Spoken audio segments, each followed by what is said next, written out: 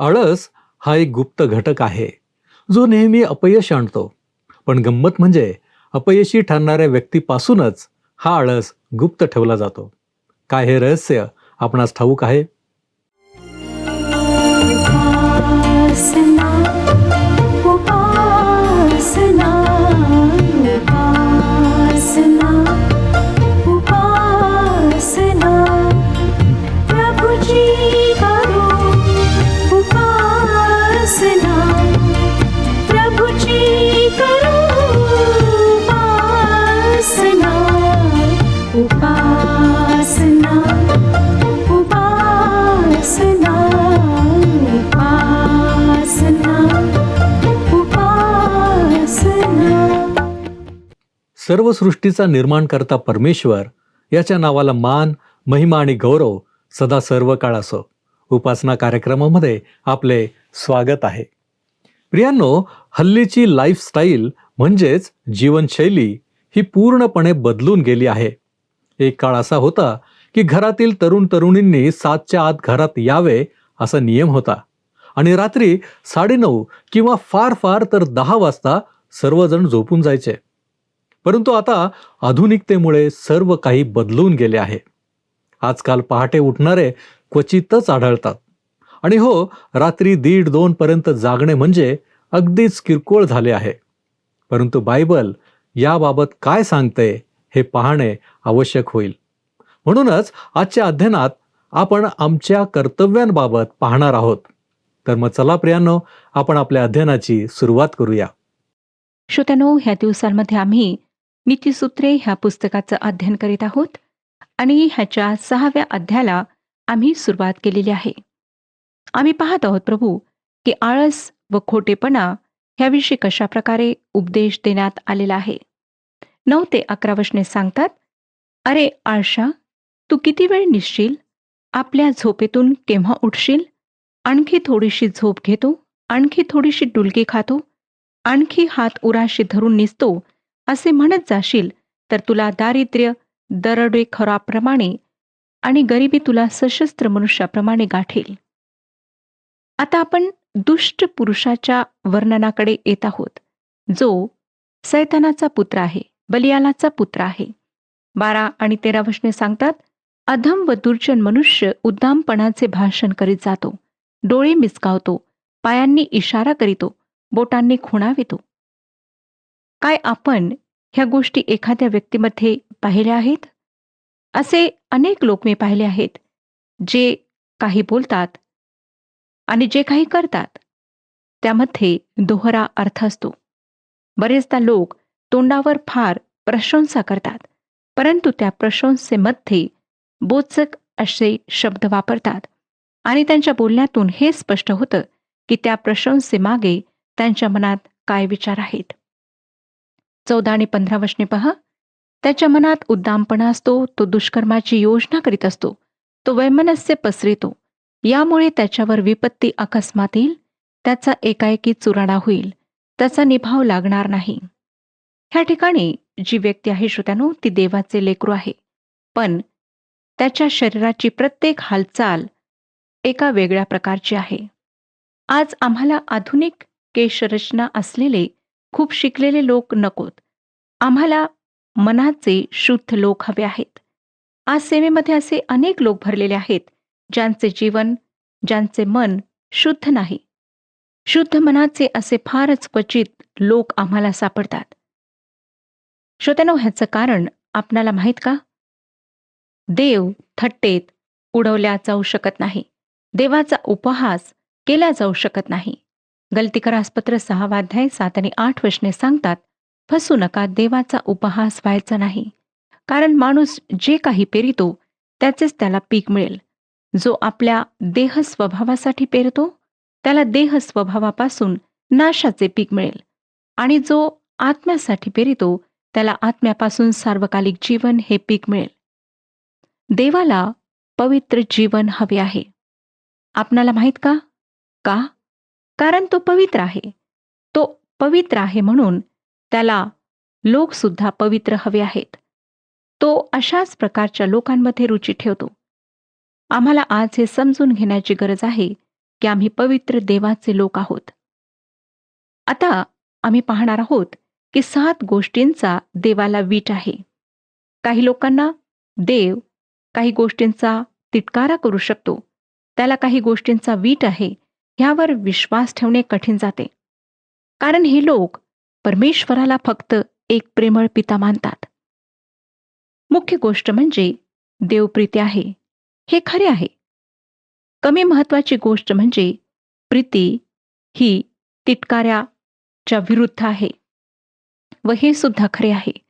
मग ते असा निष्कर्ष काढतात की देव कशाचाच तिटकारा करू शकत नाही. परंतु हे खरे नाही. देव प्रीती आहे, पण तो वाईटाचा तिरस्कार करतो. त्याचा त्याला वीट आहे. हेच आम्ही आमच्या मानवी संबंधात पाहतो. तुम्ही तुमच्या लहान बाळावर प्रीती करताना, पण त्याच्या शरीराला दुर्बळ बनविणाऱ्या तापाचा मात्र आपण तिटकारा करता. जर आपण बाळावर प्रीती करता, तर त्या तापाचा आपण तिटकारा अवश्य कराल, तिरस्कार अवश्य कराल. जर आपण पापावर प्रेम करता, तर धार्मिकतेचा आपणाला तिटकारा वाटेल. देवाचे वचन आम्हाला सांगते की आम्ही चांगल्यावर प्रीती करावी व वाईटाचा तिरस्कार करावा. जेव्हा आपण सभोपदेशकाच्या पुस्तकात जाऊ, तेव्हा सभोपदेशक 3 अध्याय 8व्या वचनात पाहू की प्रेम करण्याचा समय आहे, द्वेष करण्याचा समय, युद्ध करण्याचा समय व सख्य करण्याचा समय असतो. आता आपण पाहणार आहोत की कोणत्या 7 गोष्टींचा देवाला वीट आहे. 6वा अध्याय 16 ते 19 वचने मी आपणाकरिता वाचत आहे. परमेश्वर ज्यांचा द्वेष करीतो अशा 6 गोष्टी आहेत, नव्हे त्याला अशा 7 गोष्टींचा वीट आहे. उन्मत्त दृष्टी, लबाड बोलणारी जिव्हा, निर्दोष रक्त पाडणारे हात, दुष्ट योजना करणारे अंतकरण, दुष्कर्म करण्यास त्वरेने धावणारे पाय, लबाड बोलणारा खोटा साक्षी व भावाभावात वैमनस्य उत्पन्न करणारा मनुष्य ह्या त्या होत. परमेश्वर ह्या सर्व गोष्टींचा तिरस्कार करतो, हे निश्चितार्थाने देव ह्या ठिकाणी सांगत आहे. व आम्हाला सुद्धा ह्या गोष्टींना तिरस्काराच्या सूचीत टाकायचे आहे.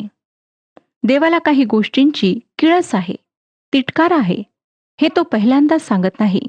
जर आपण अनुवादाच्या पुस्तकाकडे वळाल, तर आपणाला अनुवादाचे पुस्तक 16वा अध्याय आणि 22व्या वचनात पाहायला मिळेल. त्याप्रमाणेच कोणत्याही प्रकारचा स्तंभ उभारू नको, कारण तुझा देव परमेश्वर याला त्याची किळस आहे. देवाला अशा सर्व गोष्टींची किळस आहे ज्या आमच्या अंतःकरणात त्याची जागा घेतात, त्याचे स्थान घेतात. देवाला त्या गोष्टींचा तिटकार आहे, त्याची नोंद आम्ही घ्यायला हवी. स्तोत्रसंहिता 45 अध्याय आणि 7वं वचन सांगतं, तुला न्यायाची आवड व दुष्टाईचा वीट आहे, म्हणून देवाने तुझ्या बरोबरीच्या लोकांपेक्षा श्रेष्ठ असा हर्षरूप तेलाचा अभिषेक तुला केला आहे. देवाने प्राचीन मंडळीला प्रगटीकरणाचे पुस्तक 2 अध्याय आणि 6व्या वचनामध्ये म्हटले, तरी पण तुझ्यात एक आहे की तू निकलाइताच्या कृत्यांचा द्वेष करीतोस, मीही त्यांच्या कृत्यांचा द्वेष करीतो. श्रोत्यानो, देव प्रीती करतो, पण त्यासोबतच तिटकारा सुद्धा करतो. 7 हा आकडा पवित्र शास्त्रात परिपूर्णता नाही, तर पूर्णता दर्शवितो. देवाला ह्या गोष्टींचा पूर्ण तिटकारा आहे, किळस आहे, व ही सर्व देहाची कर्मे आहेत. मानवाची पूर्ण पतित स्थिती व नीच स्थिती ह्या गोष्टी दर्शवितात. देवाने मी त्यांचा तिरस्कार करतो म्हणून त्यांची नोंद केली. देव म्हणतो मी प्रेम करतो, परंतु तो हे सुद्धा म्हणतो की मी तिरस्कार करतो. गुन्हेगारांविषयी आम्ही दया दाखवायला हवी, हा विचार आमच्या मनात इतका रुजला आहे की त्यामुळे गुन्हेगाराला कठोर शिक्षा व्हावी हे अंमलात आणण्याची आमच्याजवळ आज हिंमत नाही. ह्यामुळेच आज आमचा समाज अधोगतीला जाऊन अगदी खिळखिळा झाला आहे. परमेश्वर गुन्हेगाराला शिक्षा करण्यास इच्छुक आहे. देव लोकांच्या मताची पर्वा करीत नाही. देव भित्रा नाही. देव म्हणतो कोणत्याही प्रकारे तो अपराध्याला सोडणार नाही. त्याचे नियम न टळणारे आणि न बदलणारे आहेत. आता आपण ह्या मळीन आणि तिरस्कृत अशा गोष्टी पाहणार आहोत. देवाच्या खात्यात ह्या सर्व गोष्टी तिरस्कृत अशा विभागात आहेत.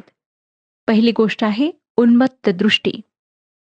श्रोत्यानो, हा असा स्वभाव आहे जो स्वतःला वरचढ समजतो, दुसऱ्यांना हलके समजतो. हा एक गर्व आहे.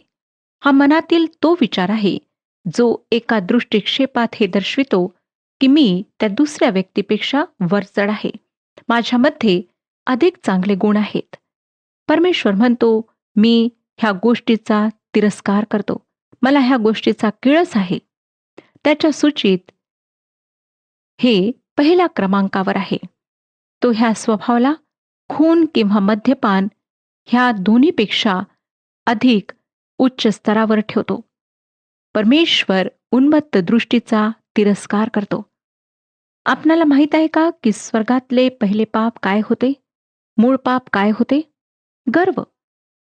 हे तेव्हा घडले जेव्हा सैतान लुसिफर, प्रभातेचा पुत्र, आपल्या मनात म्हणाला, यशायाचे पुस्तक 14 अध्याय 13 आणि 14 वचनात, जो तू आपल्या मनात म्हणालास, मी आकाशात चढेन, देवाच्या तारागणाहून माझे सिंहासन उंच करीन, उत्तर भागातील देवसभेच्या पर्वतावर मी विराजमान होईन, मी मेघांवर आरोहण करीन, मी परत परासमान होईन. आणि हाच सैतान एदेन बागेत आला आणि उत्पत्तीचे पुस्तक 3 अध्याय आणि 5 वचनामध्ये म्हणाला, आदम आणि हवाला, की तुम्ही परमेश्वरास समान व्हाल. हे फार मनोवेधक आहे की प्रत्येक मानसिक बिघाडामध्ये, विकारामध्ये, मानसिक आजारामध्ये त्या झाडाचा बुंधा असतो ज्यामधून सर्व प्रकारच्या असंतुलनीय गोष्टी बाहेर पडतात. ते काय आहे हे आपल्याला माहीत आहे काय? ते म्हणजे संपूर्ण व्यक्तिमत्वाची उणीव, काहीतरी महत्वाचे बनण्याची इच्छा.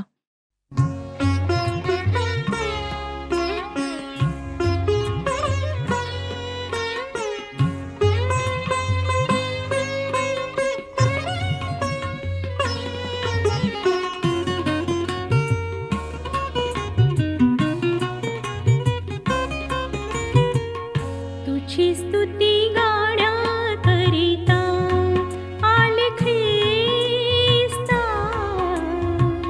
तुझी स्तुती गाण्याकरिता आले ख्रिस्ता, तुझी स्तुती गाण्याकरिता.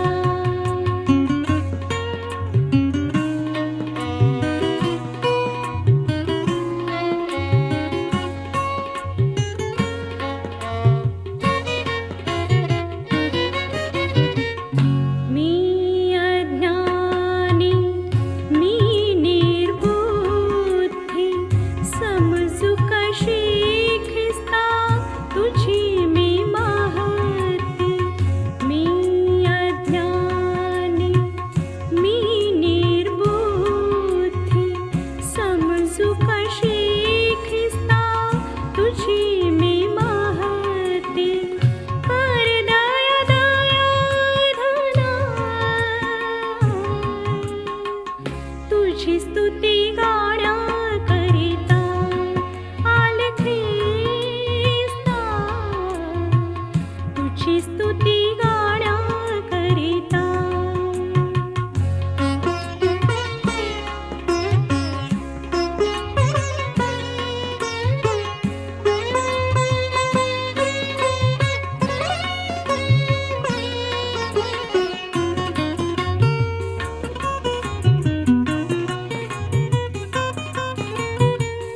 पदरी नाही धन संपत्ती,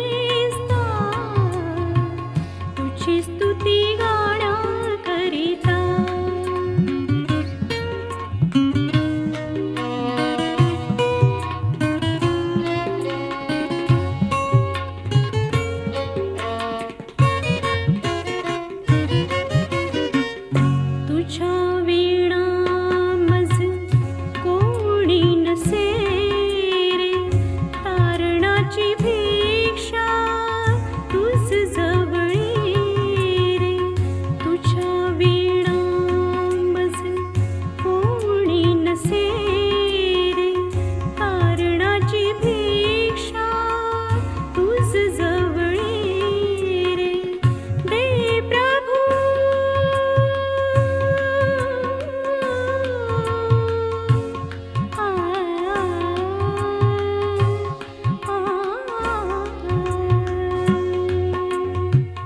दे प्रभू माझ पतिता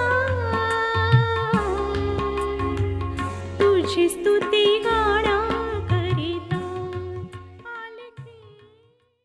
समाजात प्रतिष्ठित म्हणून गणल्या जावे म्हणून काही गोष्टी, त्यापैकी एक म्हणजे परमेश्वरावर निर्भर न राहणे, स्वतःचा परमेश्वर होणे, स्वतःला परमेश्वरासमान बनवणे आणि ह्यामुळेच मानव मुक्तीसाठी, पापांपासून सुटका प्राप्त करण्यासाठी कर्मांना अधिक महत्त्व देणे पसंत करतो.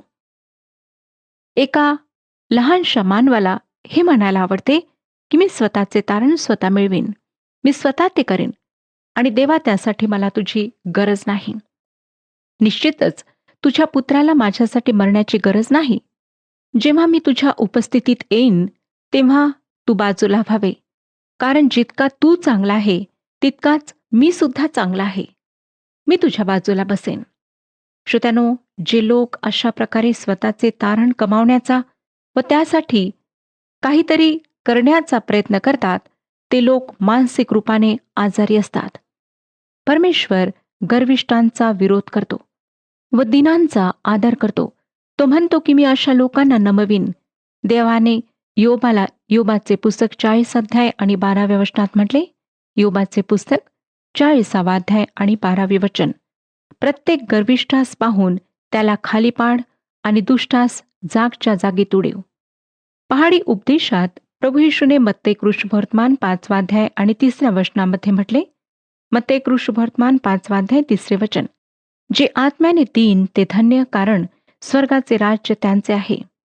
हेच स्तोत्रकर्ता स्तोत्रसंहिता 131 आणि 1 वचनामध्ये म्हणतो. स्तोत्रसंहिता 131 अध्याय आणि 1 वचन, हे परमेश्वरा, माझे मन गर्विष्ठ नाही, माझी दृष्टी उन्मत्त नाही आणि मोठमोठ्या व मला असाध्य अशा गोष्टींच्या भानगडीत मी पडत नाही.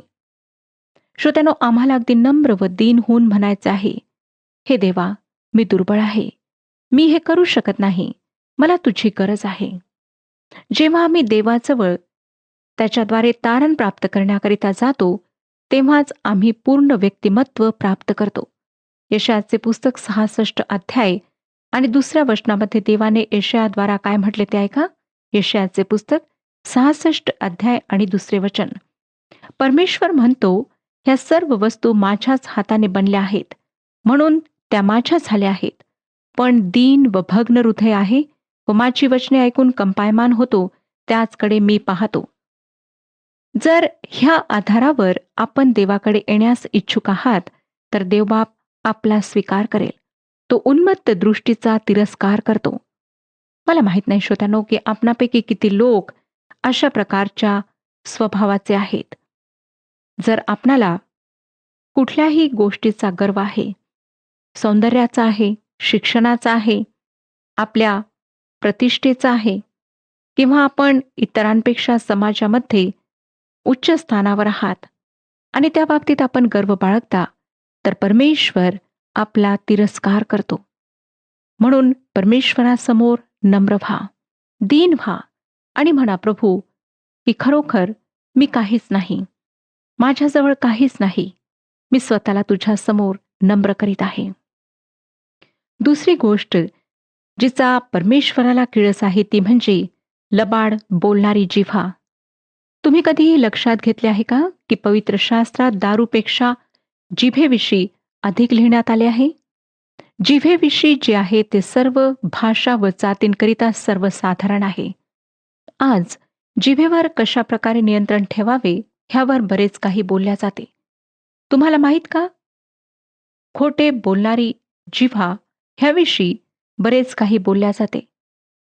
खरोखर आमची जीभ किती भयंकर आहे.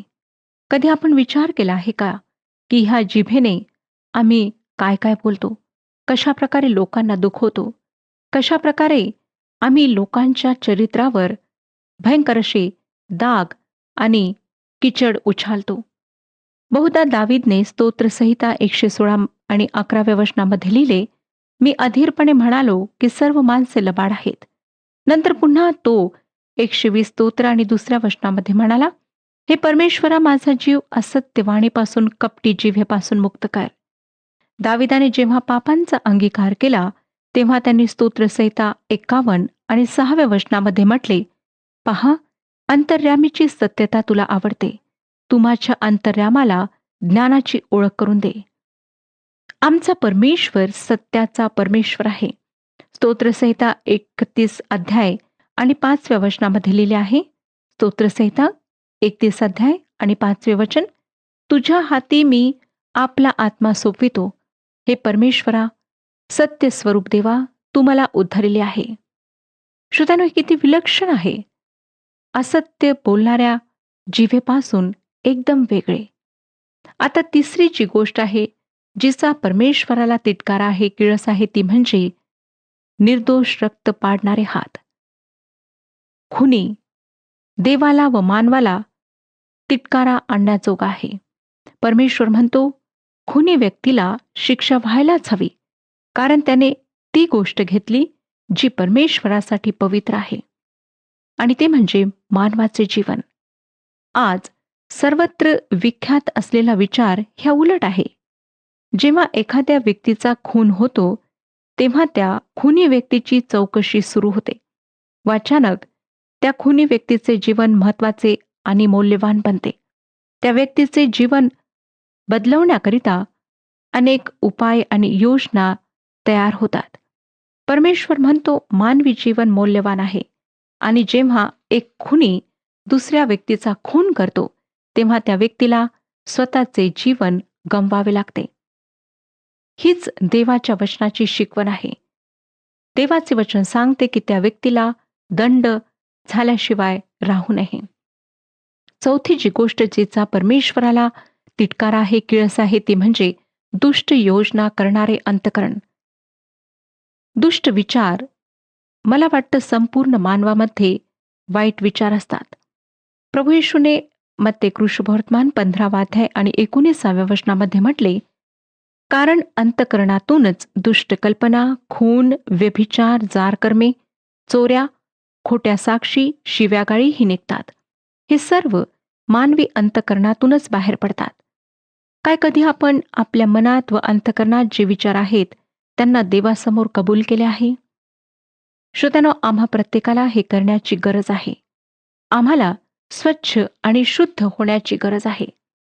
परमेश्वर दुष्टता आणि अपराध ह्यांच्या शरीरशास्त्राला ह्या ठिकाणी हाताळीत आहे, ज्यात डोळे, जीभ, हात, अंतःकरण आणि पायांचा समावेश आहे, ज्याविषयी आता आपण पाहणार आहोत. तो म्हणतो पुढे, दुष्कर्म करण्यास त्वरेने धावणारे पाय. अंतःकरण एक असा मार्ग तयार करते ज्यावर पाय पुढे जातात. यशायाचे पुस्तक 59 अध्याय आणि 7व्या वचनामध्ये अशा प्रकारे मांडतो, त्यांचे पाय दुष्कर्म करण्यास धावतात, निर्दोष रक्तपात करण्यास त्वरा करीतात. त्यांच्या कल्पना अधर्माच्या असतात, त्यांच्या मार्गात नाश व विध्वंस असतात. देवाला ज्या गोष्टींचा तिटकारा आहे, किळस आहे, त्या गोष्टींच्या सूचीत ह्या गोष्टी आहेत. आता पुढे ज्या गोष्टीचा परमेश्वराला तिटकारा आहे, किळस आहे, ती म्हणजे लबाड बोलणारा खोटा साक्षी. आज खोटी साक्ष देणे असाधारण नाही. आमच्या काळाचे हे एक सामान्य पापांपैकी असणारे एक पाप आहे. ह्याचा देवाला तिटकारा आहे. नंतर जी दुसरी गोष्ट आहे ती आहे भावाभावात वैमनस्य उत्पन्न करणारा मनुष्य. आमच्या प्रभूने धन्यवाद वचन सांगितले आहेत, ज्याकडे आम्ही सकारात्मक दृष्टिकोनातून पाहूया. मत्ते 5 अध्याय आणि 9 वचन सांगतं, जे शांती करणारे ते धन्य, कारण त्यांच्यावर दया होईल. आज अनेक लोक वैमनस्याचे बीज पेरीत आहेत. ते काही राजकारणी लोक नाहीत, तर ते तुमचे शेजारी, तुमच्या मंडळीतले लोक, होऊ शकतं की तुमच्या स्वतःच्या कुटुंबातले किंवा तुमच्या सोबत बसणारे उठणारे असे आहेत, जे तुमच्या कुटुंबात, मित्रमंडळीत किंवा विश्वासी बंधू भगिनींमध्ये कटुता, वैरभाव पसरवित आहेत. आणि ह्या गोष्टीचा परमेश्वराला तिटकार आहे. ही 7 पापांची यादी एका आरशाप्रमाणे आहे श्रोत्यानो. आम्ही त्यात पाहतो व आम्ही आळेपिळे देतो, कारण आम्ही स्वतःला त्यात पाहतो. मला वाटतं आपणातील प्रत्येकाने देवाच्या वचनाच्या आरशात स्वतःला चांगल्या प्रकारे पाहावे. आम्ही वास्तविकपणे कोण आहोत हे चांगल्या प्रकारे पाहिल्यानंतर आम्ही देवाकडे जायला हवे व ह्या सर्व गोष्टींची कबुली द्यायला हवी. त्याच्याशी आम्हाला प्रामाणिक राहायचे आहे आणि त्याला नम्र होऊन, दीन होऊन ही प्रार्थना करायची आहे की प्रभू, तू आम्हाला शुद्ध कर. जेव्हा आम्ही अशी विनंती करू तेव्हा तो आपल्या प्रिय पुत्राच्या रक्ताच्या द्वारे आमच्या सर्व पापांची क्षमा करून आम्हाला शुद्ध आणि पवित्र असं जीवन देईल. परमेश्वर ह्या विषयात आपले मार्गदर्शन करो आणि आपणाला आशीर्वाद देऊ.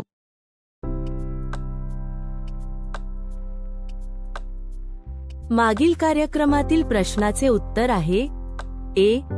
नीतिसूत्रे अध्याय 5 यामध्ये तरुणाला त्याच्या कुटुंबासाठी शुद्ध जीवन जगण्याचा सल्ला दिला आहे. आजचा प्रश्न, कोणाचे वर्तन पाहून शहाणा होण्याचा सल्ला दिला आहे? ए. ज्ञानी लोकांचे, बी. मधमाशीचे, सी. मुंगीचे, डी. सरळ लोकांचे.